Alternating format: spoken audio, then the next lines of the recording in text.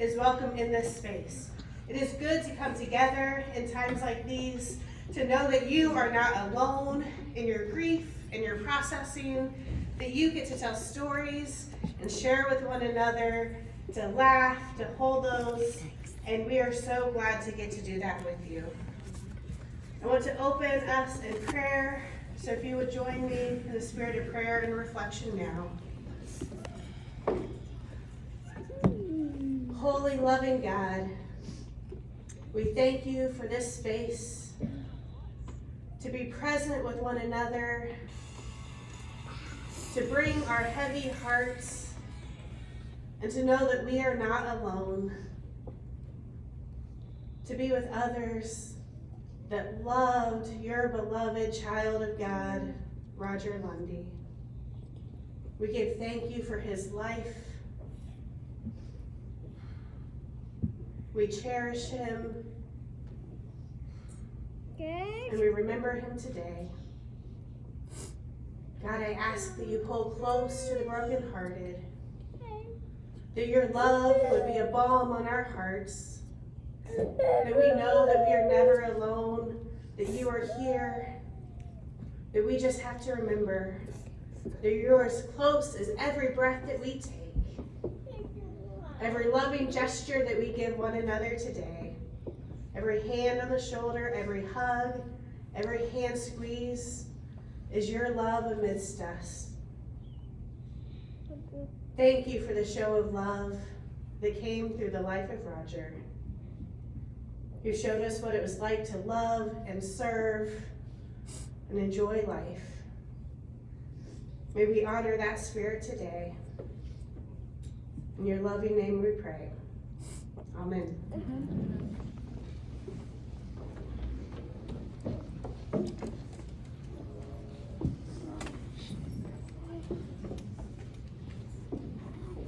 Good afternoon. Boy, that's going to be tough to follow.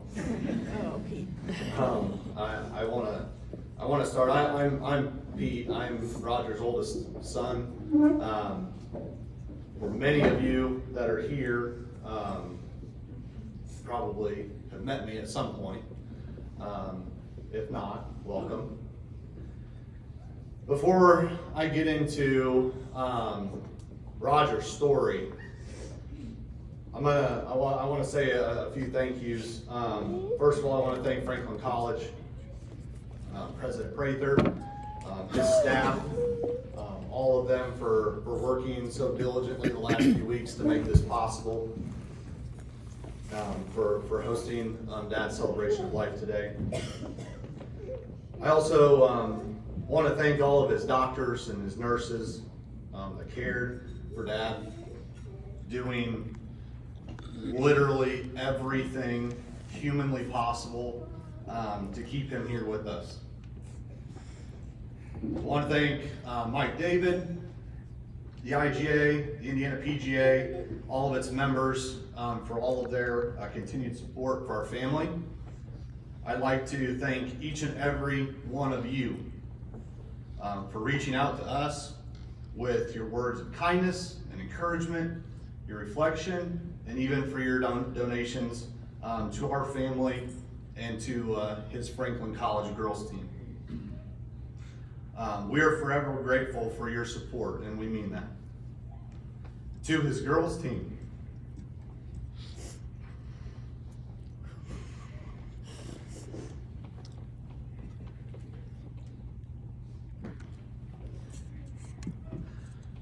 thank you for following through on your trip to Puerto Rico, for your commitment to each other, and living out our dad's motto. Do what's right, love each other, and do your best every day. Okay. Now I'm going to tell Dad's story. And I want everybody to know that if your table does not have Kleenexes, there are Kleenexes around, because there will be points in the story where this room will probably fall to the floor in laughter. We may smile and smirk. You are probably going to realize that you're a part of that story at some point. And if you're not, well, you are now. And we'll probably shed a few tears. Because that's how special Dad was. It's never easy to tell a story of someone who has done so much to impact so many people. Dad's life was filled with so many moments with so many people that I could literally stand here before you for days, weeks, probably even months or years, and just tell stories. But in the essence of time, I will try to tell Roger's story as a series of short stories that some of you may not know. But it celebrates who Dad was. These stories are just a sampling of all the fun times that we've had and the things that we've experienced with our dad. They're stories that highlight the biggest accomplishments, his proudest moments, his advice, his friendship, and his love for all of us. So again, be prepared to smile, to giggle, to laugh, and most likely cry.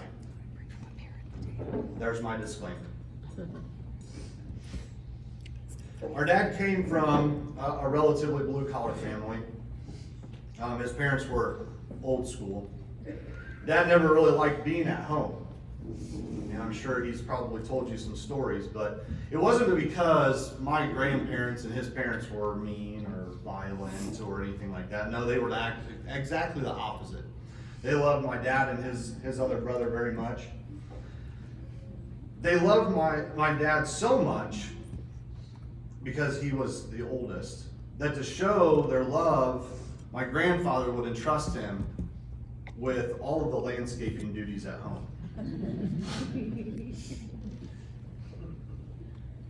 And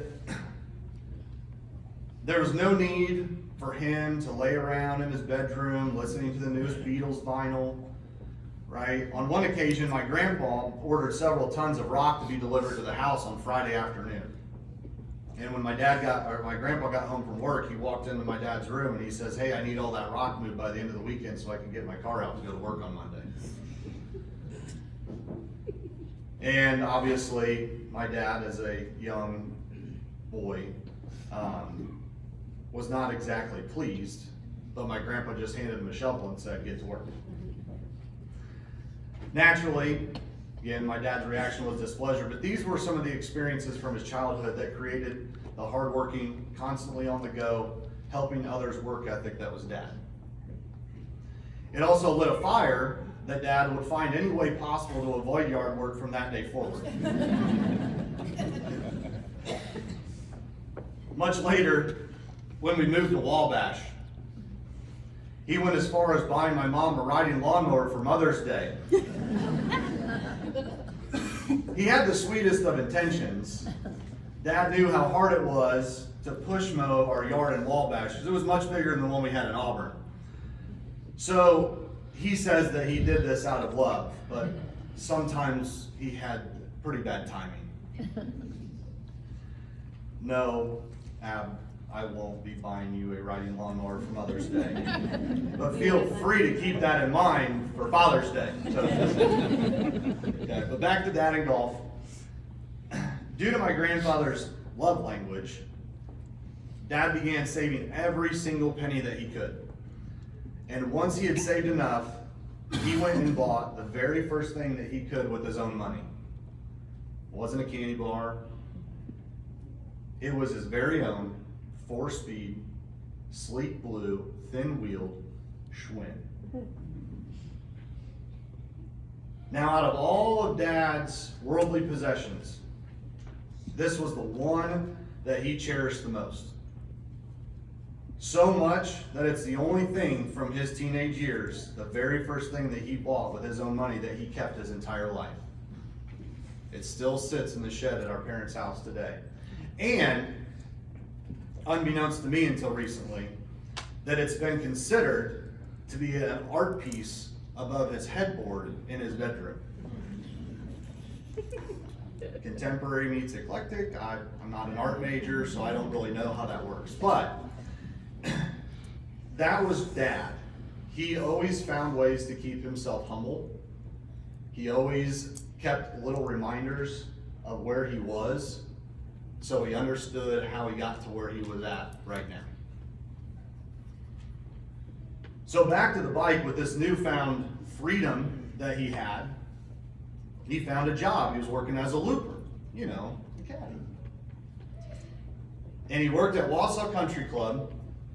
He lived the Caddyshack movie. That was Dad. He'd probably tell you that he rode uphill both ways, and it was, you know, but it was the greatest ride of his life because he got to go and do something that he loved to do. He got to get out of the house and get away from doing landscaping duty. And he got to do and learn the game that he would take with him for the rest of his life. He spent his downtime working on his golf game.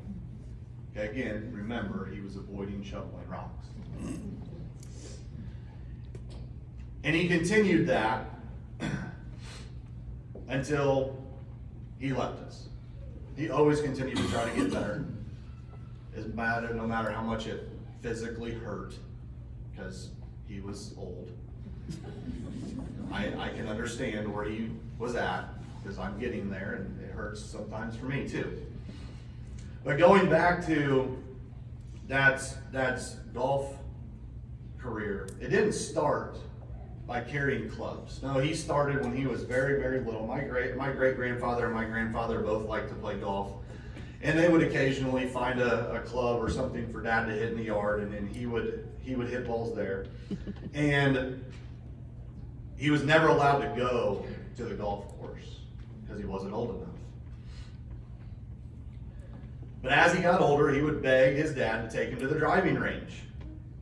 And his dad told it to me, when Grandpa felt that he was old enough, he finally got to go with. And he was hooked. He wasn't old enough to have his own set of clubs. And Grandpa really wasn't in, you know, I don't know the mood, but he didn't want to like make a custom set for Dad. So they would go to the driving range, and my grandpa gave him a 2-iron. Now, I got a lot of golfers in this room. And I'm sure that you could all attest that the 2-iron is probably not the club that Dad would put in your hand if you're just learning how to play the game of golf. This thing was about 6 inches too long, had a steel shaft, and a head like a butter knife. Remember, this was the early mid-1970s. But Dad didn't care. He was going to learn how to hit that thing. Dad got some old golf balls from my grandpa's bag that were scuffed, and he would find ways to sneak off to a park that was close to their house. The park was your typical sand lot. Baseball diamond, no outfield fence, 200 yards of open driving range. Dad had frequented that park, hitting dozens and dozens of balls. Hit, go pick them up, come back, hit, go pick them up from home plate. So naturally, Dad started to get better. He got a little bit older, and one day, he got so good that after a few warm-ups, he absolutely feathered a 2-iron. It sailed through the air, thing of beauty, as Dad would explain it.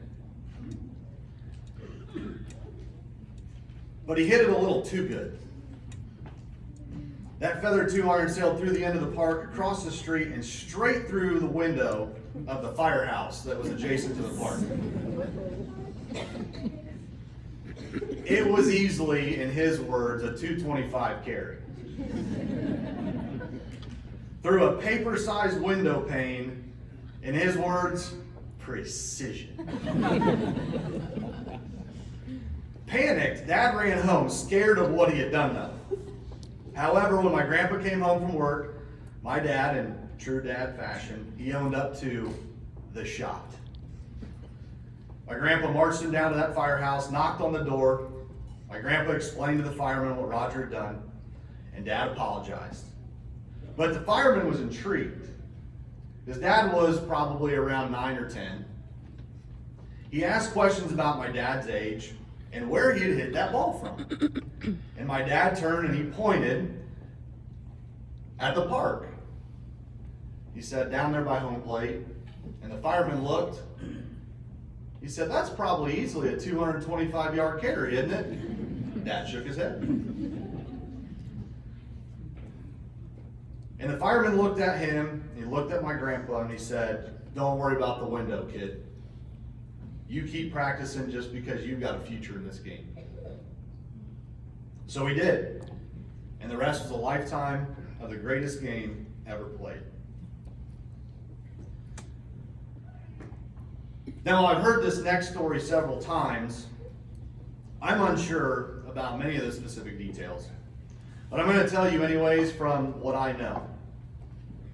It was a scene straight out of a Robert Zemeckis film. It was January in Rothschild, Wisconsin. It was the first day back from winter break. Dad was in the 6th grade. Every single day, my dad would ride the school bus, and he'd sit in the very front seat because all the 8th graders in the back would try to beat him up. And Dad just didn't really want to deal with it. But on that day, as Dad walked up the steps of the bus, he noticed that a seat was taken. At that moment, Dad laid eyes on this petite, quiet, blonde-haired, angelic new girl and said, "Hey, you're in my seat." But Dad didn't argue, didn't make her move. He just went to a seat further in the back, most likely to be abused by the 8th graders. But little did he know at that time, but that blonde-haired, petite little girl would become his future wife, Denise. That day, my dad met his Jenny.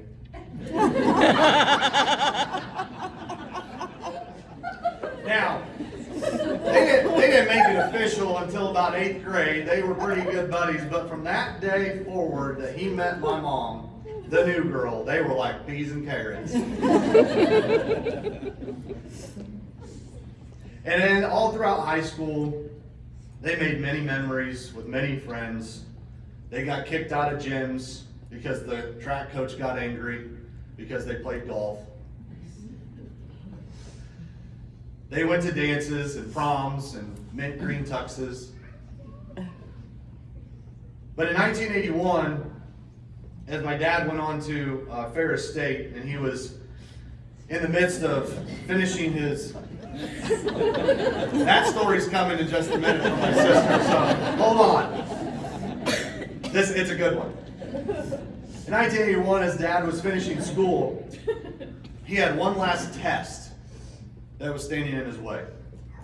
And it was the last test that he had to fulfill to accomplish a dream that he had starting way back when he could ride a bike to the golf course and learn how to caddy. It was becoming a PGA professional. As many of you know, Dad was never about the awards, the accolades. He'd actually probably smack me really hard right now because I'm even standing up here talking about him. But he was competitive, no doubt. But he was always humble in victory. He gave credit to anyone but himself, and giving credit to his opponents in defeat. And out of all the awards and the victories and the accolades that my dad has received throughout the years or earned, none meant more to him than passing his PAT. It wasn't until Mom recently was looking through his scrapbook that she discovered the scorecard from June 14th of 1981. Dad kept it. And again, it's those little things that he kept that reminded him of where he came from. He shot a 74, a 78, a 152. He was one of the low rounds of the day, but he had met his goal. He was legit. He could proudly tell anybody and everybody that would listen that I'm a PGA professional.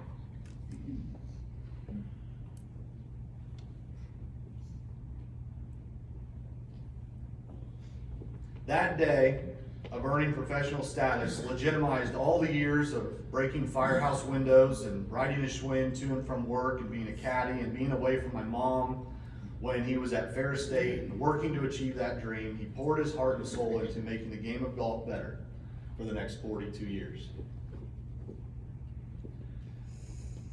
As Dad's professional career began, my parents began adding to their family. 1983, you guessed it, I was born. I think that's when Dad's coaching bug really started to take a hold. He had a new purpose. He was going to coach his son to be a more dominant athlete than he ever was. There's evidence somewhere in the slideshow where he's 1984, he's standing in red slacks, standing over his 1-year-old son, hounding him, grip, posture, balance, turn. Now do it again.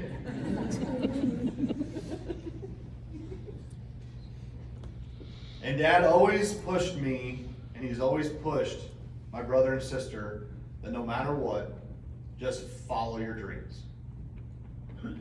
We spent a lot of time with Dad at the golf course. He taught me a lot about not only how to hit a golf ball, but about how to be competitive, how to make yourself better. At the age of 6, I started playing in my first competitive tournament of 3 holes. I had no idea what I was getting myself into. I just knew I loved the game of golf, and he took me to Fort Wayne to Foster Park. It was a 3-hole tournament. He dropped me off out on the 3rd or 4th or 5th, I don't even know, 6th or 7th hole, so I think it was like 7, 8, 9. He dropped me off in the 7th hole, and he said, "I'll see you when you get done." And I just looked at him with bewilderment, like, "What do you mean?" He's like, "Well, yeah, you got to carry your clubs and hit the ball and follow the rules. Like, good luck." I finished second in that tournament. And when I walked off the green and he saw my scorecard, I'll never forget the smile that he had on his face. Not because it was him, and it was his fault that I had finished in second, but it was because he was proud. He was proud of how hard I worked. He was proud of the time and the energy that I put into the game of golf. But most importantly is that when I got done and I walked off the golf course and he said, "Well, how'd it go?" I said, "Dad, I had the most fun I've ever had in my life." And he said, "That's all that matters."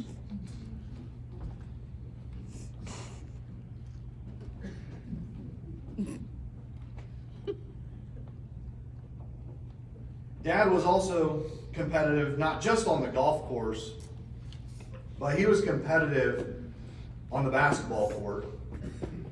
His high school friends could attest to that. His scrapbooks would tell you the same.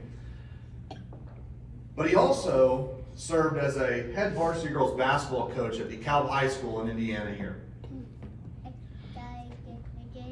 He had the fortunate pleasure of coaching some extremely talented high school girls. I'm not sure if those of you that may have heard the name Recker, the Recker family from DeKalb. Their youngest brother Luke played at IU under Bobby Knight and then at Iowa. Well, he had the sisters, and he had a couple others, and they won 3 sectional championships in a row. Dad would tell you it was all coaching, but he'd be lying to you and he'd know it. But every year in the regional, they had to play and go up against Leslie Johnson. Some of you Purdue fans in the room probably know who I'm talking about. Leslie Johnson was a Purdue recruit that went on to go to play for Purdue. She was from Northrop High School. And Dad just could not figure out how they were going to beat her. So he started doing math. We got 12 girls times 5 fouls. We got 60 fouls to give. she might shoot 60 times from the free throw line. And that's exactly what they did, and they still couldn't beat her. And I know this because I was the ball boy for him the 3 years that he coached at DeKalb. And I've always remembered that story because Dad was always the guy that would figure out an outside of the box way to help people be successful. How many other people would ever think to foul a star player 60 times to try to keep him from scoring? And he told his girls, if she catches the ball in the lane, you're coming out. If you have to foul her before she gets there, then you foul her. And she'll shoot all of her free throws and she'll get her points that way. So Dad had a competitive streak, but again, he was humble and he was gracious, whether he won or lost. In Auburn, word spread about Dad's golf prowess and his ability to interact with others and to help them learn. And he gained a large following of junior golfers, and he built his junior golf program to over 100 kids in summer camp. And I always remember going there in the summers, getting dropped off by Mom in the morning, hanging out all day, going through golf camp from basically sun up to sundown. And he became a local favorite.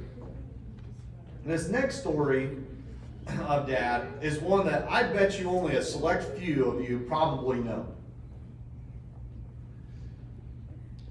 If you're from Auburn, maybe. But many did not know that at one point Dad was a television star. I'm serious.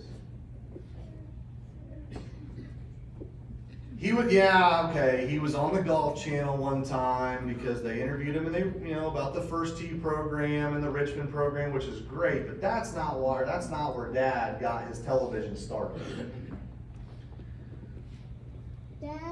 I want you to envision the Golf Fix meets Wayne's World. Yes, the Big Cat was a local cable access legend. You see, Dad's ability to change his worst member's swing into a thing of beauty garnered him his own local cable access show.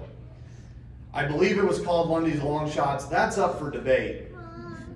But Dad's Spotlight was a 10-minute segment on how to hit different types of shots around the golf course. It was never syndicated, unfortunately. But again, Dad just wanted to spread his knowledge to as many people that were up at midnight as possible. So to honor Dad, we have erected and set up the Lundy's Long Shots confessional over here to my left. So what we would like, and again, we could stand up here for days and weeks and months if we all wanted to tell our story about Roger, and we want you all to be able to have that opportunity. So as you're here today, and before you leave, if you so choose, feel free to visit the confessional and just share a story that you have about Dad. Probably going to be funny. Okay? And what we're going to do with that is that for those of you that are here that may not be able to hear all of Dad's stories from everybody's perspective, and those that aren't able to join us, we're going to compile all those and put them out on YouTube, and we'll share them via our Facebooks and probably the college and so on and so forth, so that you guys can watch it and laugh and have that lasting memory of him. So again, after we finish up, please feel free to share your story. We'd love to hear it as well, because we probably haven't heard it before. Now, I'm certain that this television stardom led him to being so famous that you literally, and I mean literally, cannot go anywhere in the continental United States of America, Hawaii, Alaska, and even Puerto Rico without someone knowing Roger. There's those that would say, man, we can't go anywhere without someone knowing Dad, but I kid you not. I've never been in so many airports, arenas, stadiums, amusement parks, my own children's sporting events, high school gyms, restaurants, parks, restrooms, or even the Victoria's Secret in the Fort-Wayne Mall, where every single time someone is always saying, "Hey, Raj!" And every time, and I mean every time, he knew them by name. It didn't matter if he hadn't seen them in 10 years. Their brief conversation would pick up right where they left off. The friendships in Auburn and Wabash and here in Franklin and beyond have garnered many country club parties, taking care of business on the dance floor, lots of golf trips with his members, attending his weddings of his players, wineries, and anywhere in between. But the one thing that I will always cherish, and the one thing that was a constant, was Dad and I's yearly pilgrimage to the greatest spectacle in racing. That always kicked off what would tend to be a busy summer. For 34 consecutive years, we count COVID. Starting in 1989, our race weekends have seen overnights in tents and RVs, playing catch, singing to Don Rhimes' guitar, and being saved from a drunk biker fight. First year. He was my superhero.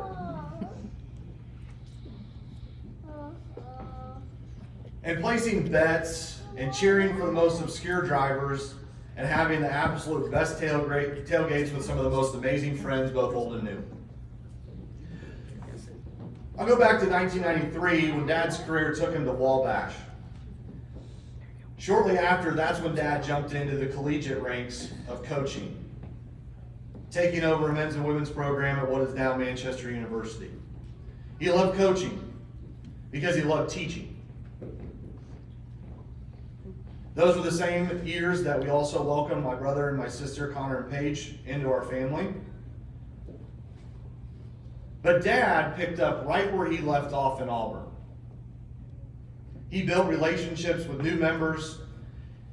He was the director of fun. He continued his vision of developing a junior program. He did just that. Dad always found a way to make learning the game easier. And he literally could have made a fortune if he would have wrote the Golf for Dummies series. One time, he had a young kid come to him just before his senior year of high school. And he said to my dad, he says, "Hey, I think I want to play college golf." Dad was like, "Oh, well, we've got a lot of work to do then." They spent hours on the range fixing and refixing and tweaking and talking golf and life.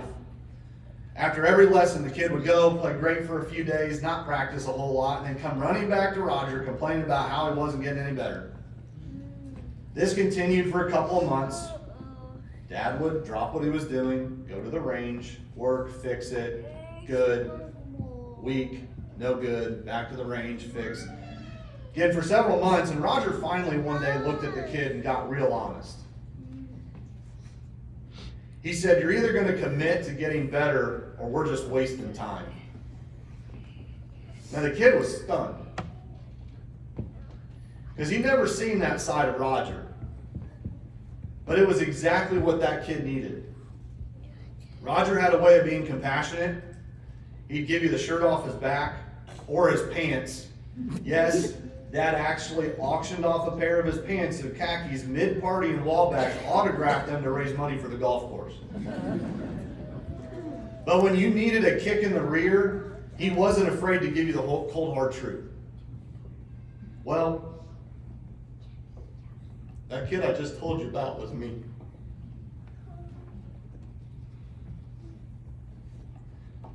Dad always wanted you to do what was right. I remember when I was a teenager, Dad would come home and my mom would politely tell him about my teenage attitude needing adjusted. He won't listen to me. He did X, Y, Z. I don't really remember what it was. It was probably something stupid. Now my mom is no pushover. She's a very independent woman who was raised in a military family, and though small in stature, was big in tone and consequence. So this particular day, Dad came home. My mom let him have it because I was being a jerk. I remember Dad knocked on my bedroom door. He came in, said, "Let's talk." I remember it so vividly. He stated by apologizing to my mom. And I kind of caught me off guard. I'm like, shouldn't you be apologizing to her? Why are you apologizing to me for Mom? But Dad knew that a lot of times he let his work consume him. And there were times where he wasn't there when he knew he should have been to handle the things that were on my mom's shoulders. He'd leave before the sun was up and return after we were all in bed. He apologized to me for not being around more. He then said, "Your mother does more than you'll ever know for this family. She handles you, your siblings, she cooks, she cleans, and she even works." He goes, "Now I don't like getting yelled at. So when she comes to me and says that you're not being very nice to her, then I'm going to handle it, and you won't have any say in the outcome. So do me a favor." "What's that, Dad?" "Stop pissing off your mother." To which I said, "Roger, Roger." He didn't really think that was funny. But it is funny though. I don't know if he ever had that talk with my brother and sister because they pissed her off a lot. So I'm going to move to Franklin. If it wasn't for Dad moving to Franklin, I'd most definitely be on a different path than I am now. I was fortunate to work for Dad at Gongware. Finding counselors wasn't the easiest thing, but again, Dad knew every kid from every corner of what seemed to be the world. Almost all of his counselors were either collegiate golfers that played for him or for other schools in nearby, or kids who had attended camp and were looking for some summer work. In the summer of 2006, I was done with my classes at IU and I only had one semester left of my student teaching. So I returned to work for Dad at camp.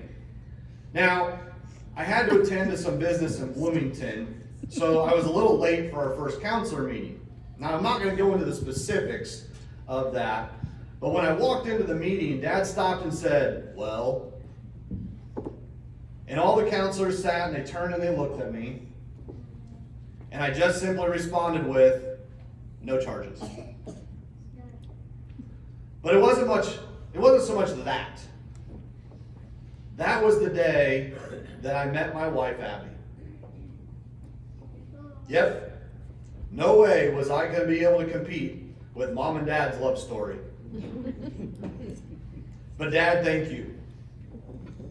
Thank you for bringing me a better version of myself. For the chance to have a family of my own, 2 beautiful children, who are very much like their papa in subtle ways. Dad's wisdom of being a father and a husband has helped me more times than I can count. And the old saying, "Happy wife, happy life," certainly applied for Dad. So Abs, when the time's right, we'll find your petunia. Oh. To his players,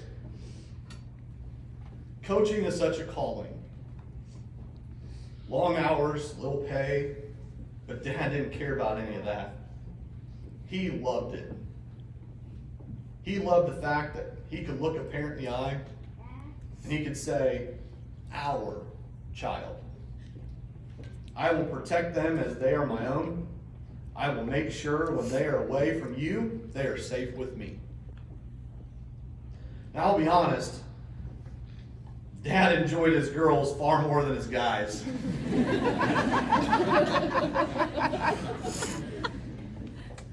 He learned to embrace the awkward conversations,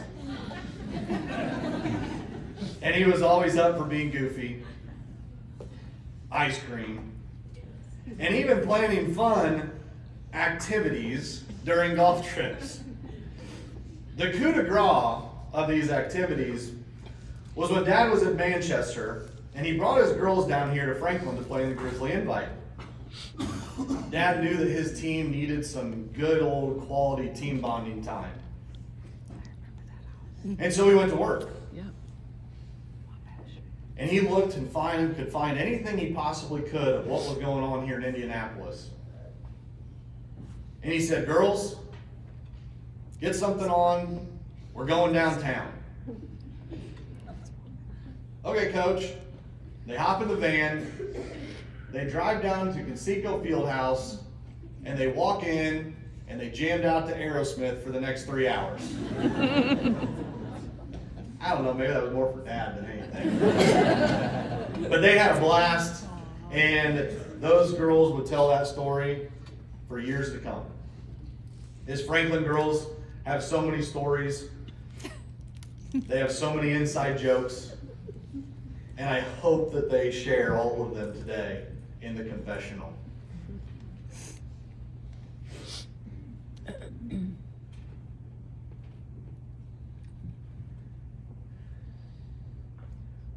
When it came to recruiting, Dad was always looking for the diamond in the rough.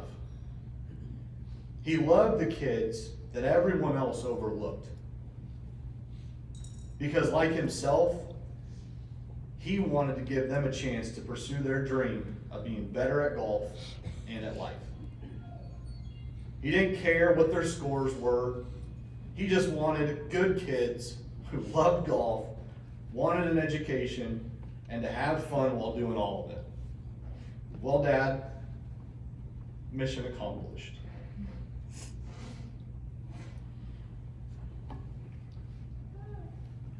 So as I close, let's recap what we know about Roger. He was a son, he was a brother, he was a husband, he was a father, he was a papa. He was a fierce competitor, a loyal friend, a legendary coach. He was a game changer. He was a world changer. Dad was so complex in his knowledge of golf, coaching to people, yet so simple when it comes to life. Do what's right, love each other, and do your best every day. Please stay as long or as brief as you like today. Please share your story with us in the confessional. Eat some food and enjoy each other's company. And I'll end with this. Dad, we miss you so much, but thank you. Thank you for building such an unbelievable support system for Mom and our family. We promise you, Roger, Dad, Papa, Big Cat, that today and all the days until we meet again, that we will live our own lives on your simple terms. Do what's right, love each other, and do your best every day. Thank you.